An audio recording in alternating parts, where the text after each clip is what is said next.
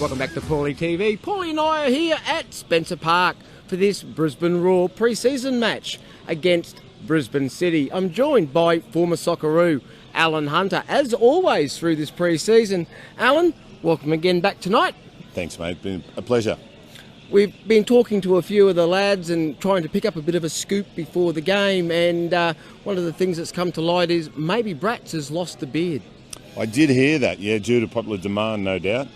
Bit of influence there. He was getting called Ned Kelly and all sorts of things, so maybe we'll get an opportunity to talk to Bratz about that. But yeah, I think it's a good thing. But maybe the bet was off. I don't know. But yeah, look, it looks like a good evening tonight for all the players, and certainly it'll be the third game in their preparation, and maybe they'll be even a bit better than they were last week. A little bit of team news.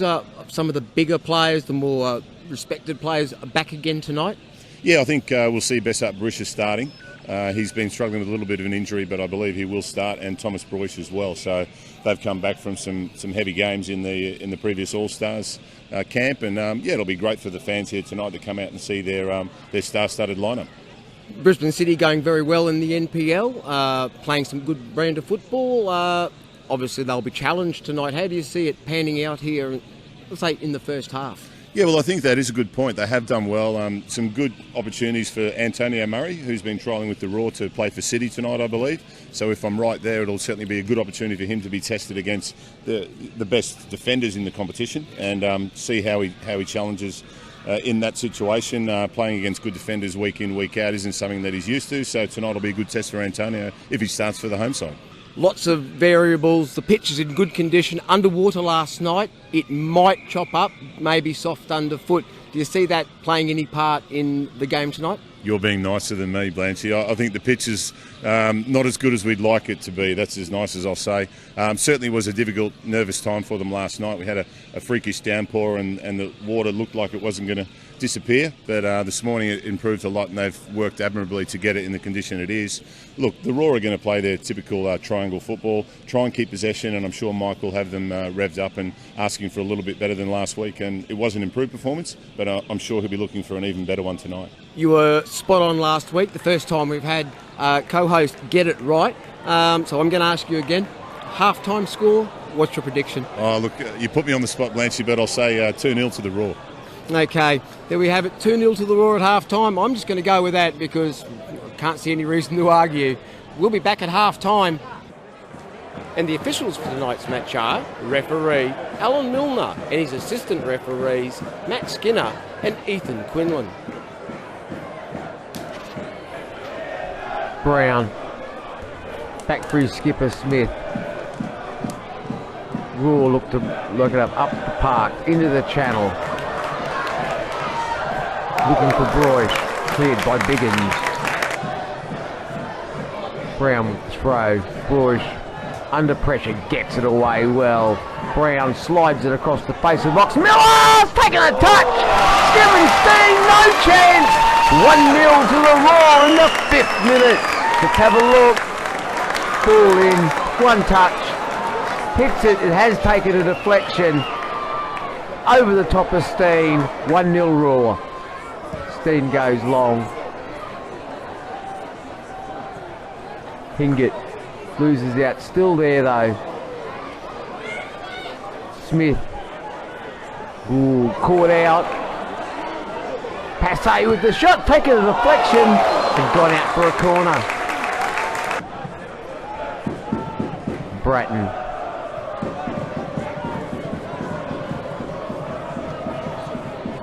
Petrados' touch lets him down, but he wins it back. Smith for Bratton. Cut out. Passe. Oh, they've got caught again in possession. Broish a small touch. Petratos with the shot. Well held by Steen in goal for City.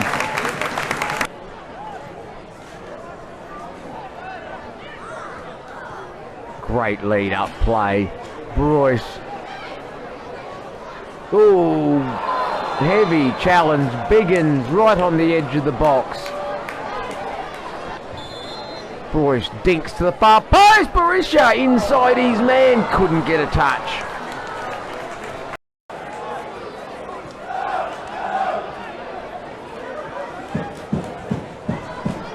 Smith.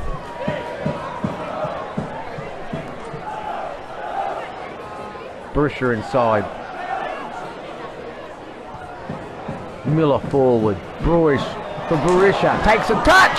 Puts it in the bottom corner to make it 2-0 in the 19th minute. Great lead up play from the Roar. Miller forward. Ball just put through into the channel. Barisha takes the touch to the inside. Puts it in the bottom corner. No chance for the keeper. And the crowd are happy.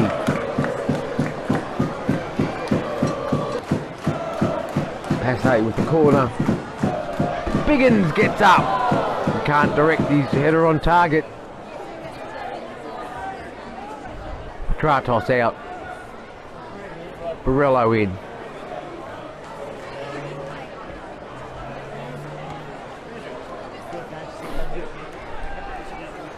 Bruish into the centre. Bratton. Barisha back for Bratton. Out for Brown. Bratton again. Very busy. Turned by Miller. Brown gets it into the box. A step over. Shot from Petratus. Bouncing around. Brown over it. Cuts back. Knows where the goal is instinctively and makes it 3 in the 30th minute.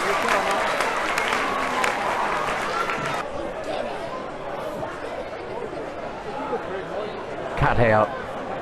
Again, Roar's pressure pays. Petratos. Miller. Looking for support, finds it. Bruish. Bratton, who will cut out by Little Petit. Good ball. Onside, I'd say, from Murray. Theo off his line. Did he get a touch with the hand or was it off the body? Referee says yellow card. That doesn't really tell us, but I would suggest it's off the hand. Let's have a look. He's well outside the box. Yes, a sneaky little hand. Technology tells us very outside the box. Free kick driven in, straight into the chest of Theo, who will look to get rid of it early. Smith. Petratos. Barisha cut out, well defended in the end. Passe, one too many touches. Bratton early. Bruish. Barisha. Looks to go on a run. Was he clipped? No, says the referee. It's half time here at Spencer Park.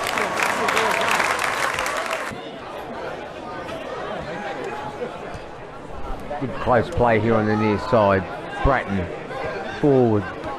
Bush loses out. Good challenge. Ball forward early. Passe in a little bit of space. Murray making the run. Shot comes across. Acton with the touch. Out for a corner. Miller forward. Brown. Still going, Corey Brown. Rolls it inside. Miller lays it off. Back into the middle. Can they get the shot away? Patient. The shot comes in from distance. Easily held by Steen.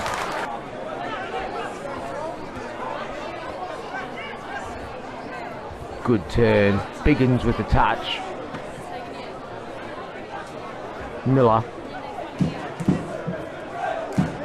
Bruish.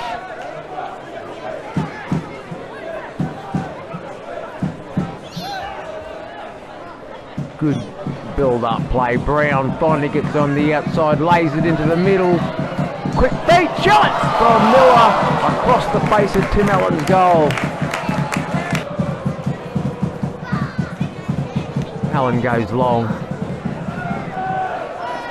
Murray gets there first, has a go! And Acton has to be quick, get back and put it over the bar.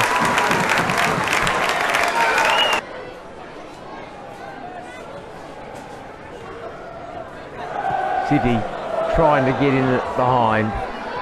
Ball across. Bird. Gets around his man, lays it back. And the shot straight in action. Miller forward.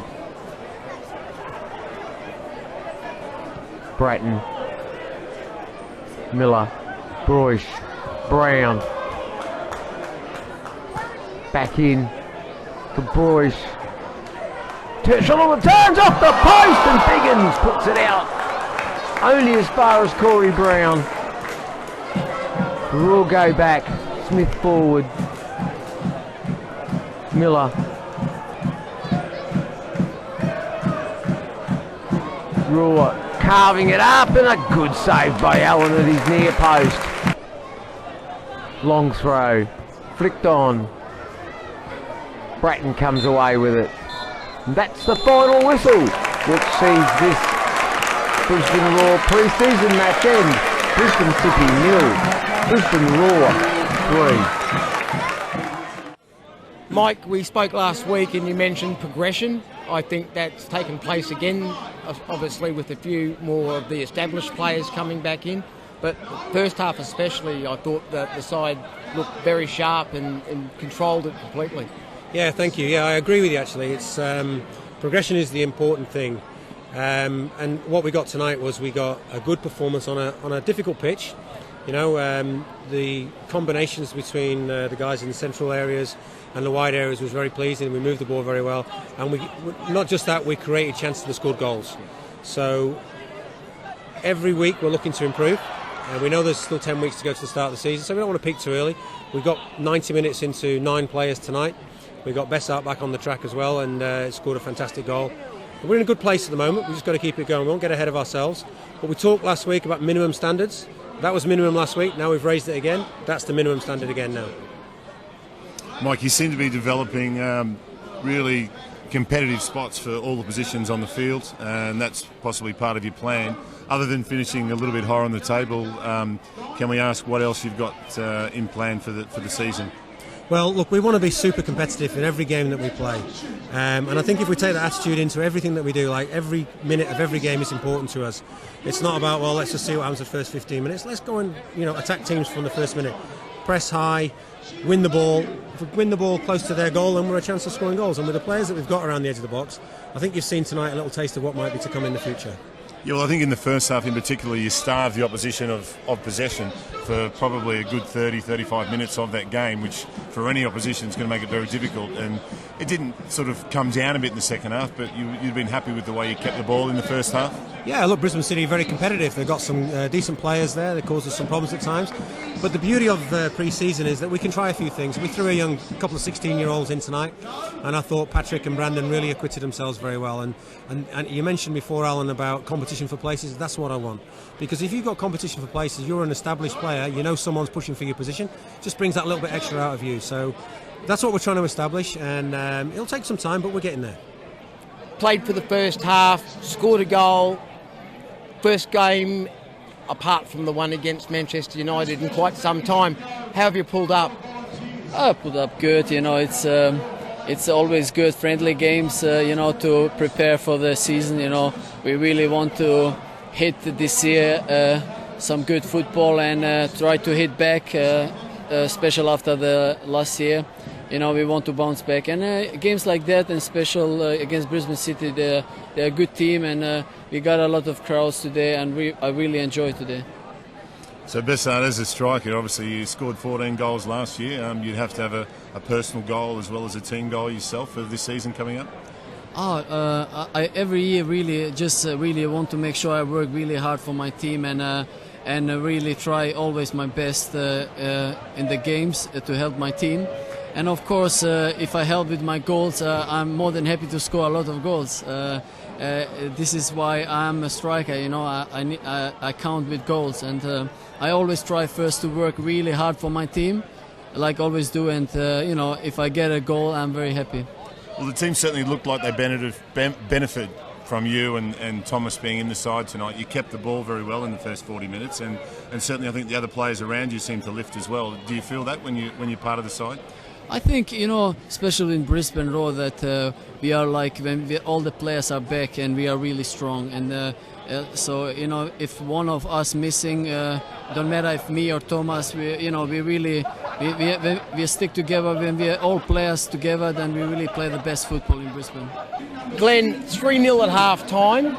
To be fair, we were looking at probably a bit higher score at the end of the game, but to the credit of your side, no goals in the second half, and what I describe as a very good performance. Yeah, I think it was a good performance. I mean, the Raw did bring a very strong outfit here, and they were well up for it in that first half. The ball movement, the physicality, everything, it shows the difference. There's A-League quality there. At half time, we got the opportunity to go in and adjust and sort of work out what we needed to do to combat that. They made a couple of changes, but we did as well. And I think the boys acquitted themselves really well through the whole match. Deflected goal for the first one. Brish's finish was class. Can't remember the third. No, it went well. So, good opportunity for all the guys to get out there. Glenn, I've got to ask, a lot of coaches would be interested to know, how do you prepare at all differently for playing against a professional outfit like the Raw? Yeah, we got the opportunity last night because of the massive downpour that came through to not get out on the pitch at all and just sit in and have a session with the whiteboard and go through the plans. But basically, we approached this from the perspective that we've been working on stuff right from when I came on board in October last year. The squad's changed over a great deal from what it was beforehand. We've set up a way that we want to play.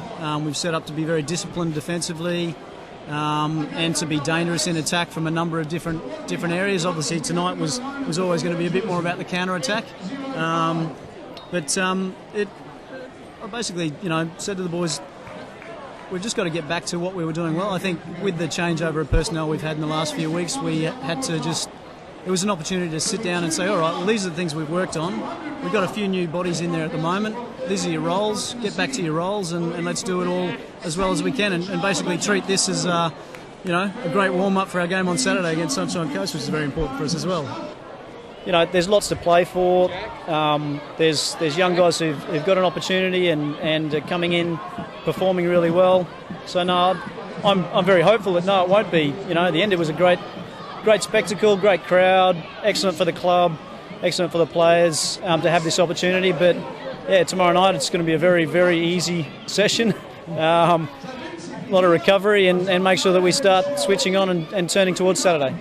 Alan, not quite the score that you predicted, but I'm going to be fair and generous and say you got it right last week. This one is just a little aberration. Yeah, it was a big aberration, but certainly a performance in the first half that was polished, I think. And I have said it before and I'll say it again, I think the introduction of Berisha and Thomas Broich, just the pace of those two, the understanding of both players, not just between themselves but the rest of the team, they seem to lift, don't they, when you have the quality of the Broich and Berisha. And for 45 minutes they just starved Brisbane City of the ball. Yeah. Second half, without Berisha there, they lost that link a little bit, taking nothing away from the other players that Mike has mentioned, particularly the young guys that came in and played so well, looked sharp. And look, as Mike Mulvey said, I think it is a very early but good sign for the Raw and certainly an opportunity for these people tonight to see what they can support for the rest of the season. We were talking off air, Brandon Borrello, very lively and quite a prospect, I believe. Yeah, certainly. Look, Mike did have a chat with us, didn't he, before the game and said you need to have a look at this young guy. He's got potential and Mike says that because he doesn't like people to get carried away with themselves and he wants to create competition within the side and he's done that this early stage of the season and he'll continue to keep doing that knowing Mike Mulvey and keep the pressure on the players that think that they are first team players and know on these sort of performances that they've got to be at their best if they're going to be selected come A-League season.